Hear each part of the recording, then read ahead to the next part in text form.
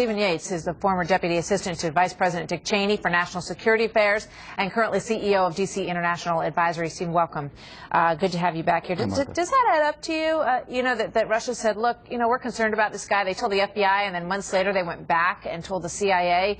And according to the congressman, you know, but then we went back and asked Russia for more info. They said, we don't have anything, so it got dropped. I think we have to take that as a possibility, but really we learn with every day more information that gives new color to this. I don't expect this to be the end of the story. I mean, for instance, if the Russians came to us and said that there is someone of high interest and we do our due diligence and go back to them and say, hey, we didn't find anything, do you have anything more? If we keep going back to them, they may just stiff us because they think we're not taking the issue seriously. It's also very possible that our investigators are concerned that they're being influenced by a political agenda from Russia. I mean, Russia had its own issues with Chechnya, things like that. Right. We have to, in retrospect, see, obviously things were missed. Yeah, you know, that's a very good point.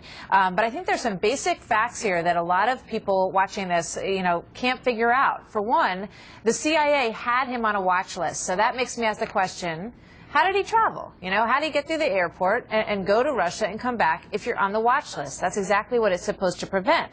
You know, also, when they put out the picture of these two guys, I remember, you know, we were all riveted. The video had been released. Does anybody know who these two people are? The FBI was already on this case, so how come when the pictures came out, they didn't know who he was? That's absolutely correct, and this case in particular hits so many alarms about the stovepipes that were supposed to be addressed after 9/11 coming back into the fore and hindering our ability to keep America safe. I mean, really, there seems to be increasing evidence that elements in one agency of government focused on domestic issues was not liaising effectively with agencies involved in international issues.